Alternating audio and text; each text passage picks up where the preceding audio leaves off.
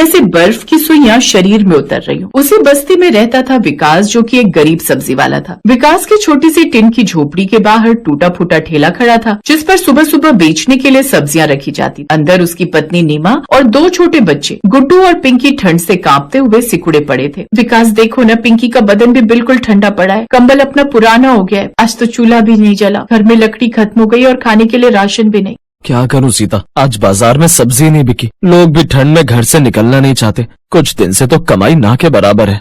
तभी गुड्डू रोते हुए बोले, बाबा मुझे भूख लगी है। कोई बात नहीं जी, घर में थोड़ी सी सब्जी तो है ना कच्ची, आज मैं उन्हीं को काट कर इनके लिए सलाद बना देती हूँ, कुछ तो पेट भरेगा। नीमा ने कुछ कच्ची सब्जियां उठाई और उनका सलाद बनाकर उसमें नमक डालकर खा लिया। उसे खाकर वो सब सो गए। फिर अगली सुबह धुंध से ढकी हुई थी, लेकिन सूरज का नामो निशान नहीं। विकास ठेला लेकर निकल पड़ा तो नीमा ने जाते हुए उससे कहा, विकास विकास, आज कुछ भी हो बच्चों के लिए थोड़ा आटा ले आना, कल भी जैसे तैसे उन्हें यही कच्ची सब्जियां खिलाकर सुला दिया था। हाँ जरूर लाऊंगा सीता, चाहे ठंड में जान ही क्यों न चली जाए, लेकिन अपने बच्चों को भूखा नहीं सुलाऊंगा। आज तो मैं आटा लेकर ही आऊंगा। ऐसा कहकर विकास काम पर चला गया। कुछ देर बाद वो मंडी पहुंचा। अब सब्जी मंडी में अफरा तफरी थी। बड़े बड़े व्यापारी अपने ट्रकों से सब्जी उतार रहे थे। विकास के पास तो वो बस 10 का नोट ही बचा था। मालिक, आज तो मेरी जेब में 10 रुपए ही है। अरे विकास, इतने पैसों में क्या ले जाएगा, आज तो टमाटर ही 50 रुपए किलो है, इतने में तो हरी मिर्च भी नहीं आएगी। साहब आज उधार दे दो, घर में मेरे बच्चे भूखे, कुछ कमाई होगी तो घर में आटा चावल ले आऊंगा। अरे हट, यहाँ भीख नहीं मिलती, समझा, चल अब जा यहाँ से, बाकियों को सब्जी ले जाने दे। हाँ, बेकार का टाइम खोटी कर रहे हो। अब विकास चुपचाप एक कोने में बैठ गया और उसकी आंखों से आंसू टपकने लगे। बेटा ले जा, मेरे पास थोड़ी सब्जी बची है, बेच लेना, जो बन पड़े दे देना। बाबा भगवान हो, आपने मेरी बहुत मदद की। अब विकास के चेहरे पर हल्की मुस्कान आ गई। फिर विकास सड़क के किनारे ठेला लगाकर आवाज लगाने लगा, आलू ले लो, गोभी ले लो, ताजी सब्जी। लेकिन लोग ठंड से बचने के लिए जल्दी जल्दी निकले जा रहे थे। अब कोई रुक ही नहीं रहा था। हे भगवान, तब से खड़ा हूँ लेकिन कोई खरीदने को तैयार ही नहीं। ऐसे ही उसे वहाँ ग्राहकों का इंतजार करते हुए सुबह से दिन हो गया। कुछ देर बाद एक अमीर महिला कार से उतरी। कितने का है आलू? मैडम 30 रुपए किलो। क्या, इतना महंगा? चलो ड्राइवर, आगे चलते हैं। अरे मैडम रुकिए, मैडम ऐसा मत कीजिए, मैडम कुछ तो लेकर जाइए। लेकिन उस औरत ने उसकी एक नहीं सुनी और वो कार में बैठकर चली गई।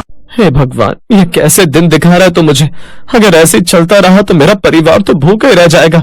विकास अब प्रभु का नाम लेकर लगातार अपनी प्रार्थना करता रहा। ऐसे ही दिन से दोपहर हो गई, लेकिन उसका कुछ खास नहीं बिका। अब दिन पर दिन ठंड बढ़ती जा रही थी और समय के साथ विकास के हाथ सुन्न हो गए थे। हे भगवान, अगर आज भी कुछ कमाई नहीं हुई तो घर में चूल्हा कैसे जलेगा। तभी सामने से एक पुलिस वाला आया। ठेले वाले, यहाँ खड़ा होने का लाइसेंस है क्या, जो तू इतनी चौड़ में यहाँ खड़े होकर सब्जियां बेच रहा है? लाइसेंस नहीं साहब, वो तो मेरे पास नहीं है। साहब गरीब आदमी हूँ, ठंड में बस 2 पैसे कमाने आया हूँ। तो जुर्माना भर, नहीं तो ठेला उठवा दूंगा। साहब पैसे तो नहीं है। उसकी गरीबी को देखकर पुलिस वाले ने उसे माफ कर दिया और वहाँ से चला गया। फिर कुछ देर बाद उसके पास ग्राहक आए, जिससे उसके पास कमाई हुई। फिर शाम के बाद वो अपना ठेला लेकर घर लौट आया। अब उसके हाथ में सिर्फ 1 किलो आटा और कुछ सब्जियां थी। जब वो उन्हें लेकर घर पहुंचा तो वो बड़ा खुश हुआ। अरे आज तो कुछ ले आए। हाँ नीमा, लाया तो हूँ, लेकिन आज तो बस इतना ही हो पाया। अब गुड्डू और पिंकी आटा देखकर खुश हो गए। आज रोटी मिलेगी, माँ जल्दी से खाना बना दो ना, बड़ी जोरों की भूख लगी है।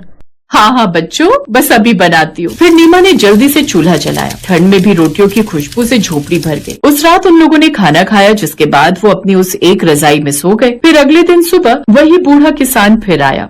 विकास बेटा, आज ठंड और बढ़ेगी, लेकिन हिम्मत मत हारना। ये ले, ये मेरे खेत की सब्जियां हैं, तो इन्हीं में से कुछ सब्जियां कल बेच आना। देख ठंड बहुत ज्यादा है और मैं बूढ़ा भी, अब मंडी जाकर इन्हें बेचना मेरे बस की बात नहीं है, इसलिए तू ही इन सब्जियों को बाजार में बेच दिया कर, और जो थोड़ी बहुत तेरी कमाई होगी उसमें से कुछ मुझे दे देना। ठीक है बाबा, मैं बेच आऊंगा। चलिए अब आप भी हमारे साथ खाना खा लीजिए।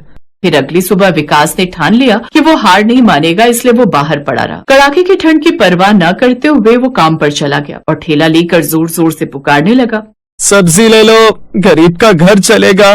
उसकी आवाज में एक अजीब सा दर्द था। तभी कुछ देर बाद एक भला आदमी उसके पास। भाई तुम इतनी ठंड में कैसे खड़े रहते हो ठेला लेकर? देखो तो जरा, आज कोई भी ठेला लेकर यहाँ नहीं खड़ा है, बस एक तुम ही अकेले हो यहाँ। साहब बच्चों की भूख ठंड से बड़ी होती है, एक माँ बाप के लिए। अगर मैं ठंड के डर के मारे घर पर बैठा रहा तो फिर मेरे बच्चों का पेट कैसे भरेगा? ये लो सारी सब्जी मुझे दे दो। वो क्या है ना, मेरा ढाबा है तो मुझे उसी के लिए सब्जियां चाहिए। और ये रखो कुछ एक्स्ट्रा पैसे, अपने बच्चों के लिए कंबल भी ले जाना। और हाँ, अब से हर रोज मेरे ढाबे के लिए तेरे ठेले से सब्जियां जाया करेंगी, ठीक है? विकास की आंखों में खुशी के आंसू आ गए। कुछ देर बाद उसने सारी सब्जियां बोरी में भरकर उस आदमी को दे दी। भगवान शायद कभी कभी इंसान के रूप में भी आ जाता है।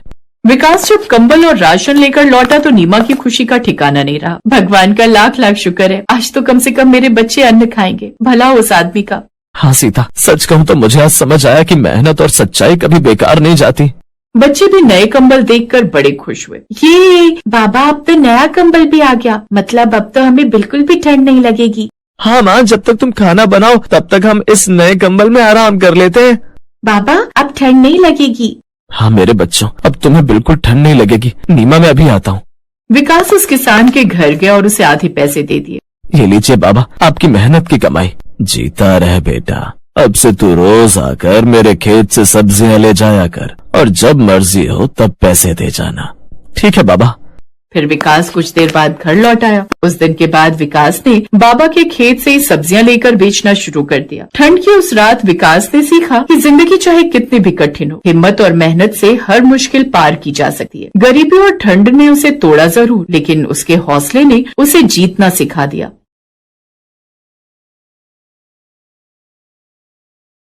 गोमती ने देखा कि सुबह के 5 बज गए हैं। वो जल्दी जल्दी उठी और मंडी जाने के लिए तैयार हो गई। उठ गई गोमती? हाँ, और सुनो, मैं सब्जी लेने मंडी जा रही हूँ। तुम ब्रेड और दूध बंटी को बोल देना, ले आएगा। चाय ब्रेड खाकर ही दवाई लेना। हाँ हाँ ले लूंगा, तू भी ध्यान से जाना। गोमती का पति किशन बीमार रहता था, इसलिए घर का खर्च चलाने के लिए गोमती सब्जियां बेचने लगी। गोमती सुबह सुबह की ताजी सब्जी खरीदने के लिए बड़ी मंडी जाने लगी। गोमती ताजी सब्जियां खरीद कर लाती और बाजार में ताजी सब्जी का ठेला लगाती। सभी ग्राहक जानते थे कि गोमती बड़ी मंडी से ताजी सब्जियां लाती है, इसलिए सुबह सुबह गोमती के ठेले पर सब्जी खरीदने के लिए ग्राहकों की भीड़ लग जाती थी। 1 किलो आलू, प्याज, टमाटर और हाँ, आधा किलो करेला, भिंडी और अरबी भी कर दो। 1 किलो खीरा निकाल देना। हाँ हाँ, अभी कर देती हूँ। तभी एक औरत गोमती के पास आती है जिसका नाम मेघा था। वो गर्भवती थी और सुबह सुबह टहलने के लिए निकलती थी। मेघा का नियम था, वो गोमती से ताजी सब्जियां लेती हुई ही घर जाती थी। गोमती, मैंने तुम्हें कच्चे आम बोले थे, लाई हो क्या?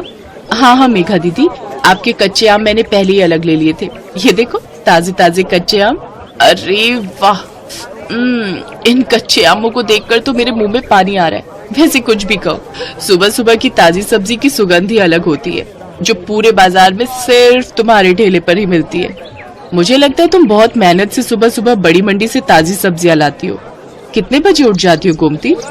मेघा दीदी, रात को देर से सोती हूँ और आप तो जानती ही हो, बंटी के पापा की तबीयत ठीक नहीं रहती, पूरे घर का काम देखना होता है। फिर सुबह सुबह मंडी निकलती हूँ 5 बजे उठकर, उसके बाद घर जाना ही नहीं होता, सीधी यहीं आ जाती हूँ और ठेला तैयार करती हूँ। और कोई सब्जी चाहिए, दे दूं क्या? और आज आप अकेले आए हो? अक्सर तो आपके साथ अमर भैया होते हैं। हाँ, अमर को कुछ दिनों के लिए ऑफिस के काम से बाहर जाना पड़ा, आ जाएंगे बोल रहे हैं।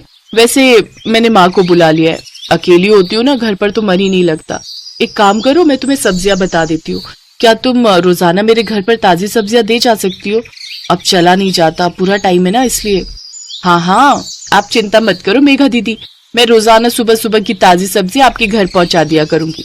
इस हालत में आप अपना ख्याल रखो और किसी भी चीज की जरूरत हो तो मुझे वो भी कह देना, मैं ला दिया करूंगी। मैं तो बड़ी मंडी जाती ही रहती हूँ। बहुत बहुत धन्यवाद गोमती, नहीं तो आजकल इतना कौन करता है। ठीक है, अब मैं चलती हूँ, ये मेरा फोन नंबर है, मैं तुम्हें सब्जियां बता दिया करूंगी, तुम पहुंचा दिया करना। ठीक है दीदी, इसमें अपना नंबर आप खुद ही डाल दो, मुझे डालना नहीं आता। हाँ हाँ लाओ। मेघा अपना नंबर गोमती के फोन में सेव कर देती है और उसका नंबर भी अपने फोन में ले लेती है। मेघा गोमती को फोन पर बता देती थी कि उसे सब्जी में क्या चाहिए। हेलो, हाँ मेघा दीदी, ठीक है, मैं अभी ठेले पर पहुंचूंगी ना तो पहले आपकी सब्जियां ही अलग करके दे जाऊंगी, उसके बाद ठेला लगा लूंगी। ठीक है गोमती।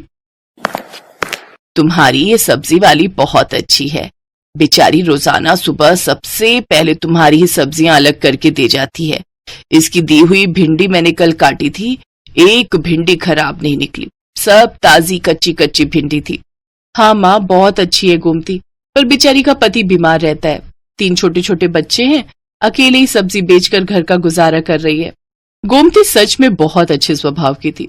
ये बात मेघा और उसकी मम्मी जानते थे। एक दिन बहुत तेज बारिश हो रही थी, सड़कें पानी से भर गई थी, निकलने का भी कोई रास्ता नहीं था। गोमती सब्जियां तो ले आई थी पर ठेले पर नहीं लगा रही थी। आज तो बारिश ने परेशान कर दिया। सोच रही हूँ ठेला रुक कर लगाऊं, सड़कों पर पानी भरा हुआ है, कोई सब्जी लेने नहीं आएगा, थोड़ी देर बाद ही लगाऊंगी। अभी सारी सब्जी की बोरियां यहीं साइड में रख देती हूँ। एक काम करती हूँ, मेघा दीदी ने कल कच्चे आम बोले थे और बाकी सब्जियां भी तब तक उन्हें दे आती हूँ। आज उनका फोन भी नहीं आया, उन्हें लगा होगा कि मैंने बारिश के चलते सब्जी नहीं लगाई होगी। बारिश का पानी भी थोड़ा उतर जाएगा, बोरियां यहीं ठेले पर बांध जाती हूँ। गोमती ने सब्जी की बोरियां ठेले पर बांध दी और ठेले को जंजीर से बांधकर वो सब्जियां देने के लिए मेघा के घर चली जाती है। पर वो देखती है कि मेघा की तबीयत बहुत खराब है और जिस डॉक्टर से उसका इलाज चल रहा है वो उसका फोन नहीं उठा रही है। अस्पताल में भी कोई फोन नहीं उठा रहा, जिस वजह से मेघा और उसकी मम्मी बहुत परेशान हो रहे थे। मम्मी, कोई भी फोन नहीं उठा रहा, मेरा दर्द बढ़ता जा रहा है, मुझे लग रहा है मेरा लेबर पेन स्टार्ट हो गया है। मुझे भी यही लग रहा है कि तुम्हारे बच्चे का दर्द शुरू हो गया है। एक तो बारिश में कोई कैब भी बुक नहीं हो रही। आंटी जी, आप चिंता मत करो, यहाँ थोड़ी दूरी पर ही मेरी जान पहचान वाले एक ऑटो वाले भैया रहते हैं, मैं अभी उन्हें लेकर आती हूँ। मुझे लगता है आज बारिश की वजह से वो काम पर नहीं गए होंगे। गोमती उस ऑटो वाले के घर जाती है जिसे वो जानती थी। बारिश की वजह से ऑटो वाला भैया आज काम पर नहीं गया था। गोमती के कहने पर वो अपना ऑटो निकाल लेता है। वो सब मेघा को अस्पताल ले जाते हैं। गोमती मेघा की मम्मी के साथ वहीं रहती है। बारिश भी अब रुक चुकी थी, पानी सड़कों से उतर गया था। मेघा के हस्बैंड को जब ये बात पता चलती है तो वो सीधा हॉस्पिटल ही आ जाता है। मेघा एक बेटी को जन्म देती है। थैंक यू गोमती, अगर आज तुम ना होती तो न जाने कितनी परेशानी हो जाती। अमर, तुम्हें पता है गोमती ही ऑटो वाले भैया को लेकर आई थी। थैंक यू गोमती, तुमने आज हमारी बहुत मदद की है। इसमें थैंक यू की कोई बात नहीं है भैया, ये तो मेरा सौभाग्य है कि मैं मेघा दीदी की मदद कर सकी और मैं बहुत खुश हूँ कि मेघा दीदी ने इतनी प्यारी सी गुड़िया को जन्म दिया है। अब तो मैं मिठाई खाऊंगी। गोमती को ध्यान ही नहीं रहा, वो अपना ठेला और सब्जियां सुबह से छोड़कर आई हुई थी। सब सब्जी वाले बारिश की वजह से वहां से जा चुके थे। गोमती देखती है उसका ठेला और सब्जियां कोई चोरी करके ले गया। गोमती बहुत रोती है। ये बात जब मेघा और अमर को पता चलती है तो वो गोमती की मदद करते हैं। गोमती, हमारी अपनी दुकान कब से खाली पड़ी थी, अब तुम हमारी दुकान को अपनी सब्जी की दुकान बना लो।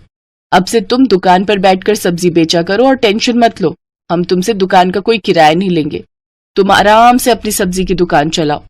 गोमती की आंखों में खुशी के आंसू आ जाते हैं। कुछ समय बाद गोमती का पति किशन भी ठीक हो जाता है। अब वो दोनों मिलकर मेहनत से सब्जी की दुकान चलाने लगे। दुकान बनने की वजह से गोमती के पास और भी ग्राहक बढ़ गए। सब जानते थे कि अगर सुबह सुबह की ताजी सब्जी कहीं मिल सकती है तो सिर्फ गोमती सब्जी वाली की दुकान पर। Best buddies